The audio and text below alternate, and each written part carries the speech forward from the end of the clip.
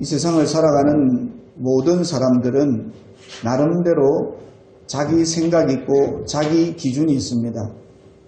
그래서 간혹 그 기준과 생각들이 다른 사람들끼리 공동체를 이루고 살아가다가 불편한 일들이 생기기도 합니다.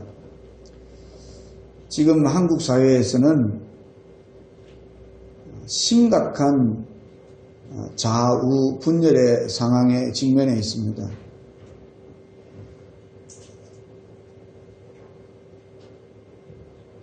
(5.18) 사건의 당사자는 피해자와 가해자로 나뉘어지는데, 가해자는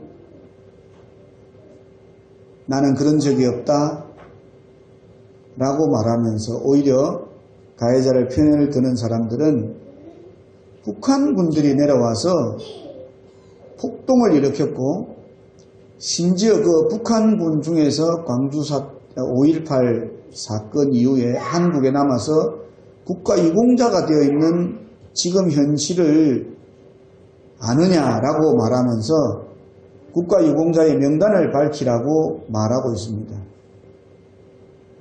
그럴 수 있습니다. 하지만 우리가 보지 않았습니까? 수많은 군인들에 의해서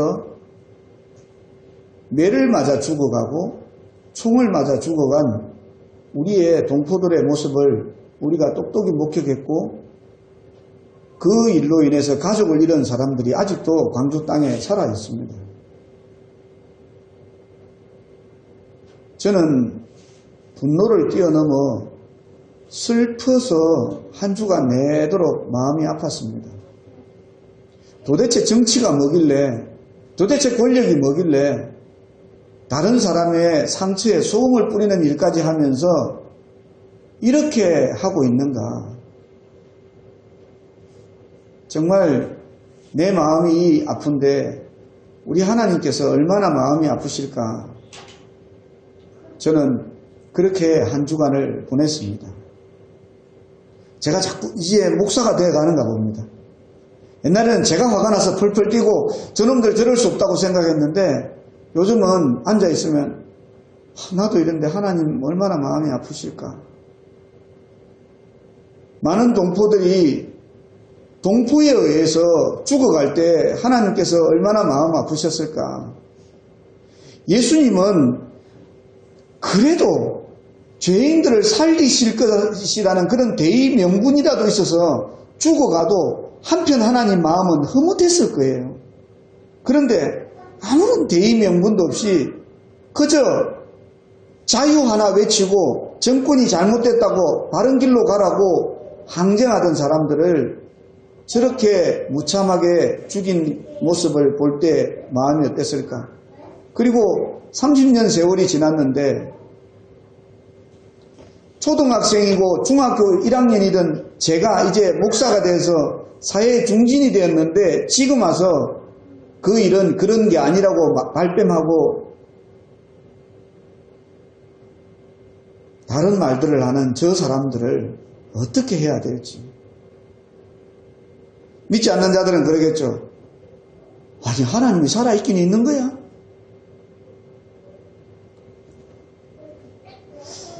오늘 이 고린도전서 12장 말씀은 사실 의미로는 성령의 은사에 대해서 말씀하고 있는 것이며, 각 사람에게 각 직임을 주셔서 하나님의 몸된 지체들이 몸된 교회를, 하나님의 나라를 든든히 세워가는 것에 말씀을 두고 있습니다.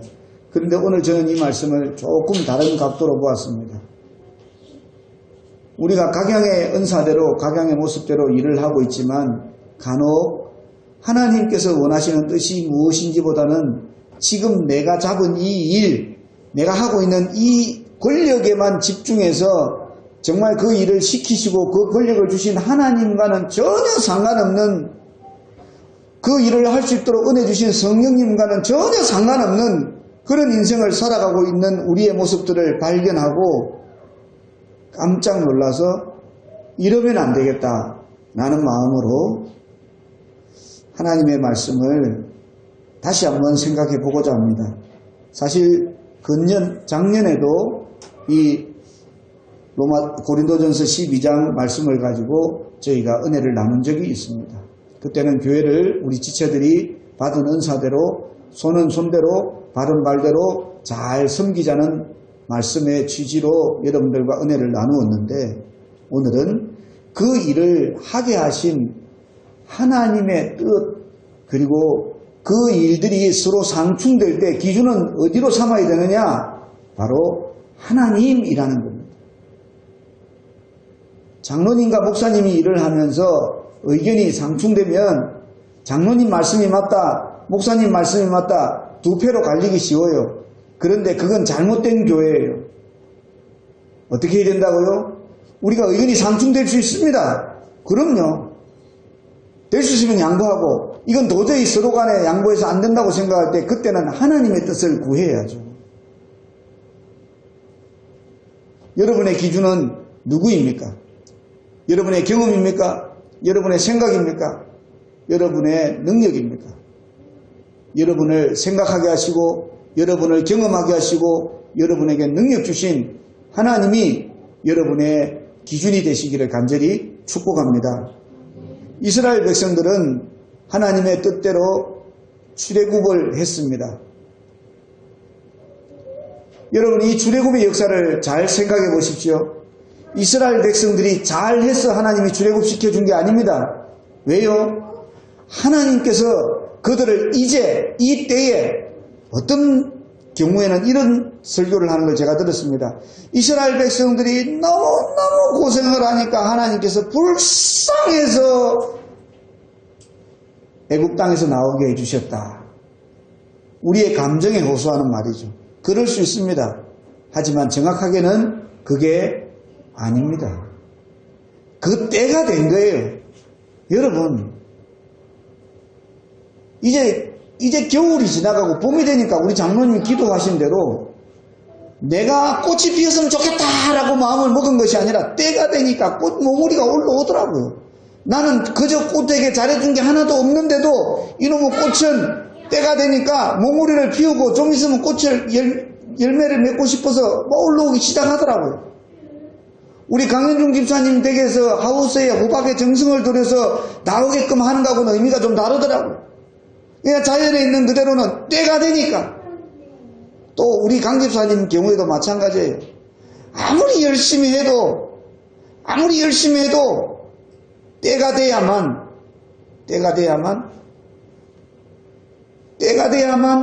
그 곡식을 얻을 수가 있는 거지. 제가 강 집사님 댁에 가서 모종을 심을 때 마음을 졸이면서 일주일에 두세 번씩 가서 마음을 졸이면서 했지만 보름 동안은요, 이거 살겠나 싶더라고요.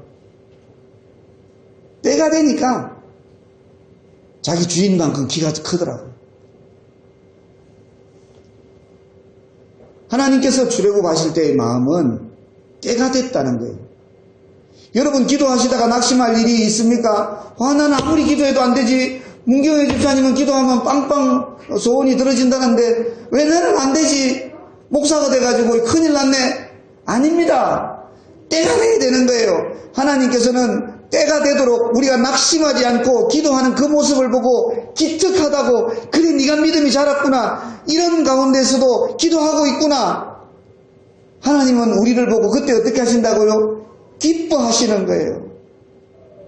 농부가 농사를 짓습니다. 짓는데요, 자기 정성대로 안 되는 거예요. 에이, 성질대로 로타리 쳐서 버버리까 하다가도 그래도 참아보자. 또 참아보자.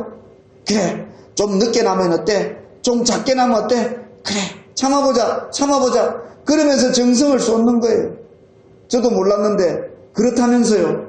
작물은 주인 발자국 소리 들으면서 자란다고. 믿음은요, 고난 가운데 무릎 꿇는 횟수를 보고 자라는 거예요. 그때 하나님께서는 저게 저리 믿음이 자랐나? 옛날 같은 불떡이로 나갔을 건데 저게 저리 믿음이 자랐나?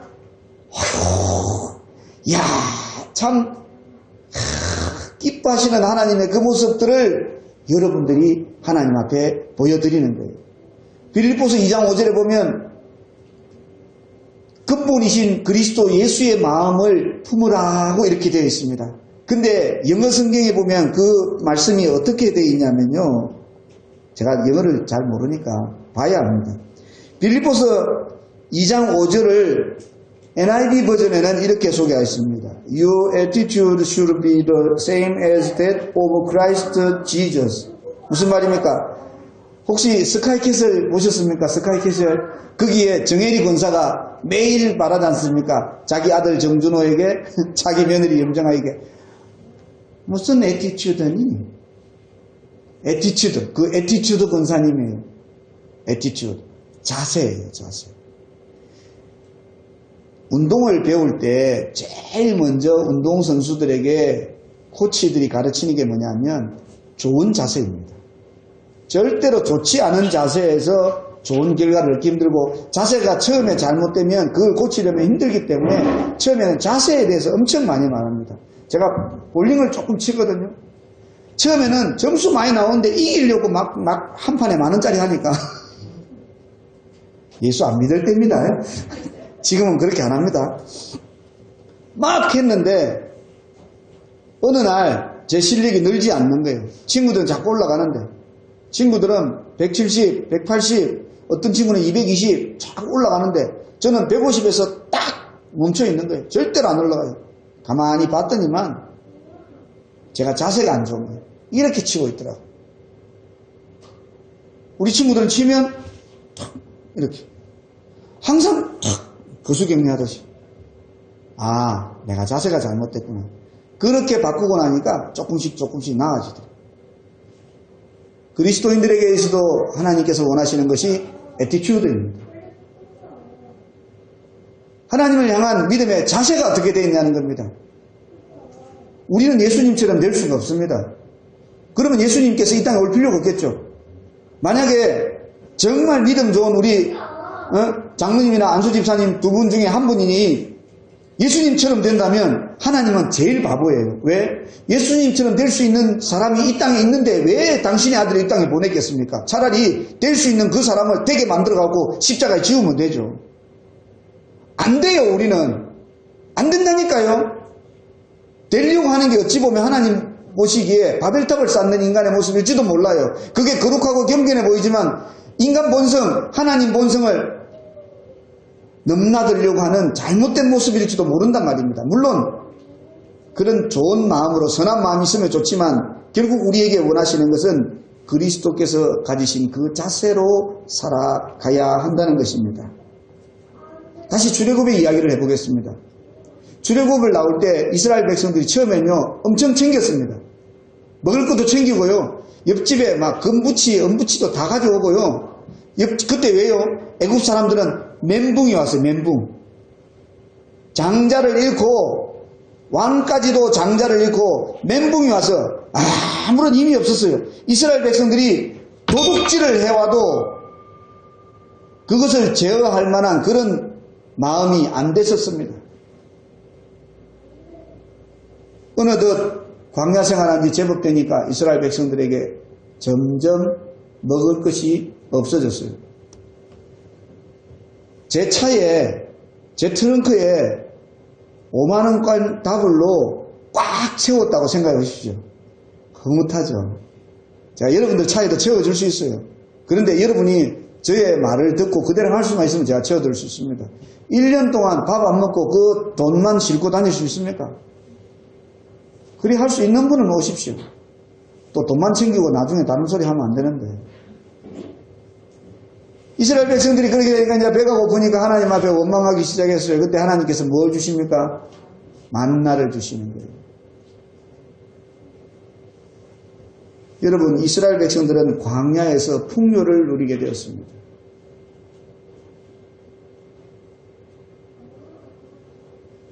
아니 먹을 것이 없어갖고 죽겠는데 일하지도 않고 수고하지도 않고 먹을 것을 매일 먹을 수 있었다는 것. 여러분 그게 풍요 아닙니까? 여러분 풍요는 그거예요. 내가 배 고플 때 내가 배 부른 만큼 먹을 수 있는 게 풍요지. 요즘 사람들이 생각하는 것처럼 쌓아놓고 썩도록 있는 게 풍요가 아니라는 겁니다. 하나님의 풍요는 그런 게 아닙니다.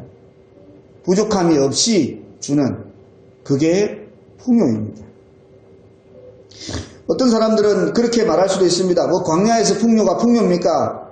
그것을 풍요라고 생각하지 않는 것은 바로 비신앙의 출발점입니다.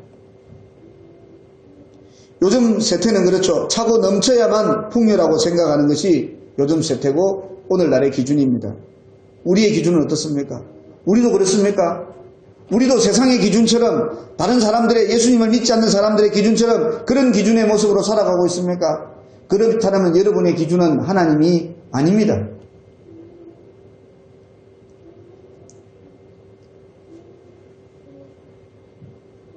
만나가 이스라엘 백성들의 먹을 거였지만 만나는 누구 것이었습니까?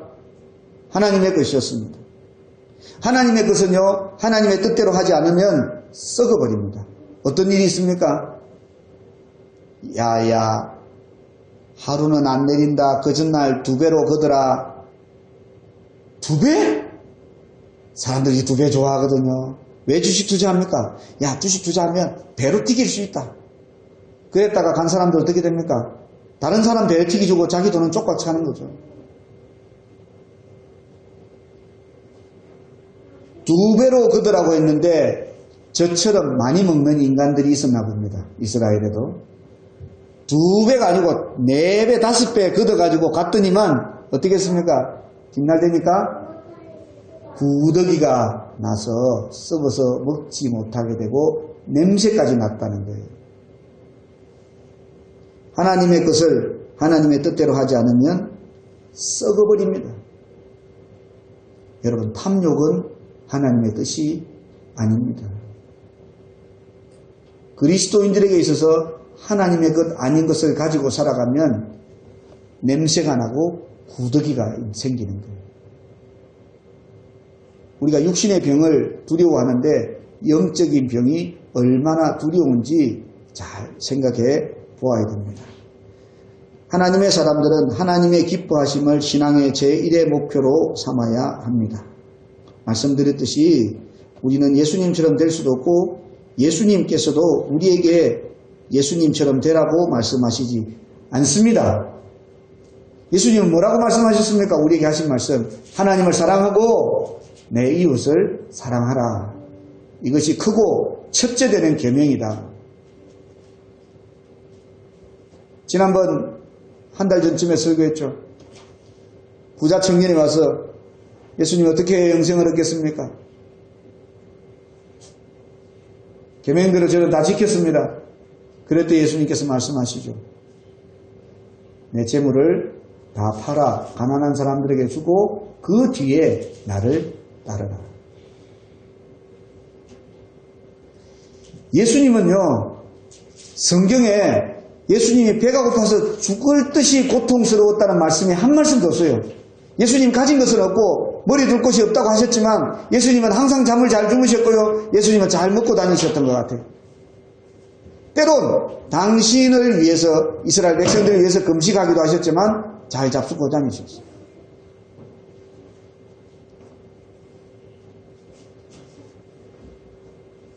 예수님을 따르는 것도 중요하지만 예수님께서 하시는 그 모습 그대로 따를 만한 모습이 제일 중요한 것입니다. 신앙은 어떤 것이 신앙인가? 오늘 7절의 말씀을 보면 각 사람에게 성령을 나타내심은 유익하게 하려 하심이라고 말씀하고 있습니다. 우리에게 유익하게 하시기 위해서. 그저 하나님은 우리에게 유익하게 하려고.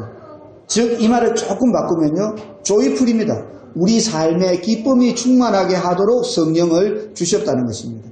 하나님은 온전히 우리의 기뻐함 말고는 다른 관심이 없으신 분입니다. 그렇다면 우리는 어떻게 됩니까? 우리가 예수 그리스도의 애티튜드를 가지려면 하나님이신 예수님께서는 우리에게 성령을 주시는데 왜요? 우리에게 조이풀, 우리에게 기쁨이 넘치는 삶을 살아가게 하시기 위하면 우리가 그 자세를 그대로 본받는다는 건 무엇입니까? 우리도 하나님의 기뻐하심, 하나님의 유익하심을 위해서 살아가는 삶의 자세가 되어야 된다는 것입니다. 이게 신앙입니다. 신앙은 제가 이거 아마 우리 학교 다닐 때 우리 교수님한테 들었던 말일 것 같은데 누가 했는지 몰라서 누군지는 밝히지 못하겠는데 제가 이렇게 훌륭한 말을 할 리는 없거든요. 한번 들어보십시오. 신앙은 신앙하는 본인의 것을 그대로 따르는 것이다. 신앙의 좋은 모습은 신앙의 대상이신 하나님의 본인의 것, 하나님의 그 근원의 모습을 그대로 따르는 것이라고, 그것이 신앙이라고 말씀하고 있는 것입니다. 아무리 세상이 변하고 사람이 변할지라도 여러분, 하나님은 변하지 않습니다. 아무리 세상이 발달하고 세상이 첨단이 되어도 하나님은 2000년 전, 3000년 전, 5000년 전 그 모습 그대로 우리에게 다가오십니다. 하나님은 멋이 없어서요, 그때 입었던 옷 그대로 입고 다니십니다. 하나님은요, 유행을 따르지 않기 때문에 그때 입었던 옷 그대로 입고 다니십니다. 누가 바뀝니까? 우리만 바뀌는 거예요. 우리가 자꾸 바뀌는 겁니다. 이렇게 하는 것이 더 좋은 것 같아. 이렇게 하는 것이 신앙이 더 좋은 것 같아. 이렇게 해야만 더 좋은 것 같아. 세월이 아무리 지나도 우리는 예수님의 이름으로 기도합니다. 2000년 전 초대교회 성도들이 기도할 때도 예수님의 이름으로 기도했습니다. 예수님의 뜻을 나의 삶과 신앙의 기준으로 삼고 살아야 하는 것입니다. 오늘날 많이 배우고 가진 것이 많아졌지만 하나님은요, 늘 그대로입니다. 우리 문집사님 같은 분을 사람들은 냉장고 얼굴이라고 하죠. 동안이라는 거죠. 옛날이나 지금이나. 예. 제가 볼 때 예수님을 잘 믿어서 그런 것 같아요. 저도 예수님을 잘 믿어서 고등학교 때 40이라고 변명했는데 전 고등학교 때 사진이나 지금 사진이나 거의 비슷합니다. 여권을 만들려고 여권 사진을 가져갔는데 12년 전에 그걸 가져갔는데 딱 보더니만 똑같으니까 아무 소리도 안 하고 해주더라고요. 하나님은 늘 그대로이십니다. 하나님의 기준도 2000년 전에 믿던 사람들에게 기준 세우신 것이나 2000년이 지난 지금 우리가 믿는 우리의 신앙이나 기준은 똑같습니다. 어떤 기준입니까? 예수 그리스도를 믿는 자마다 구원을 허락하시는 것. 우리가 많이 배우고 많이 가지고, 저희 어렸을 때는요, 집에 냉장고 하나씩 있으면 부잣집이었습니다. 지금요, 집에 가니까요, 김치 냉장고, 양문 냉장고, 또 요즘 LG에서 나오대요, 각 방마다 퍼스널 냉장고. 침대맡에 바로 두고 물을 마시거나 뭐 이렇게 하려고. 또 있죠. 화장품 냉장고, 차량용 냉장고. 세상이 너무너무 많이 바뀌어버렸어요. 그런데 하나님은 지금도 겨울이 되면 꽁꽁 얼려서 얼음을 주시고, 여름 되면 펄펄 떠워서 에어컨을 틀게 하시거든요. 제가 한 주간을 살아오면서 이 기준 없이 흔들리는 한국 사회를 보면서 제가 생각을 했습니다. 정말 이 한국 사회가 왜 이렇게 되어가고 있는가? 자유한국당 때문이라고요? 아닙니다. 더불어민주당 때문이라고요? 아닙니다. 문재인 때문이라고요? 아닙니다. 전두환 때문이라고요? 아닙니다. 교회가, 성도가 그 역할을 못하는 거예요. 너희는 세상의 소금이니 그 맛을 잃으면 밟혀 땅에 버려져 밟힐 뿐이라. 지금 어디에도 한국 교회가 역할하고 있는 것을 볼 수가 없습니다. 어제가 김수환 추기경 선종 10주년이라고 각 방송마다 뉴스마다 나왔어요. 그 뉴스에 기자들이 하는 내용마다 내용이 뭔지 아십니까? 지금 이런 추기경이 없다는 거예요. 지금 이런 기독교인이 없다는 거예요. 여러분 그냥 그런 뉴스를 그냥 듣고 김수환 추기경 그냥 추억에 빠지고 말면 안 되는 겁니다. 그것은 기자들을 통해서 방송을 통해서 한국교회 성도들에게 하나님께서 주시는 메시지예요. 너희 그렇게 살면 안 된다. 세상 사람들이 김수환 추기경이 말하면 다 들었어요. 세상 사람들이 한경진 목사님이 한마디 할 때마다 그 말을 다 들었어요. 서로 말이 많고 기준이 흔들릴 때 목사님이나 신부님이 말을 하면 사람들이 그 말을 듣고 기다리고 그 말을 듣고 행동했다니까요. 요즘은 교회에서 뭐 말을 하면 뭐라고 합니까? 뭔 소리야 또 저것들은 이런다니까요.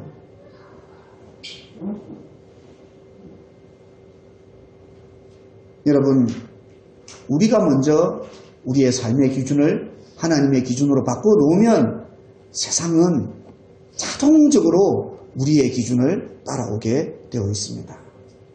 우리가 많이 배우고요. 우리가 서울대학을 나오고요. 하버드대 나오고요. 그런 문제가 아니라니까요. 저희 아이에게 늘 말합니다.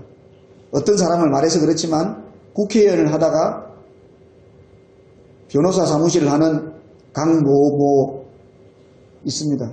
서울대학을 나오고요. 하버드대학을 나왔어요. 박사학위가 있는 사람이에요. 그 사람이 똑똑하기로 치면요.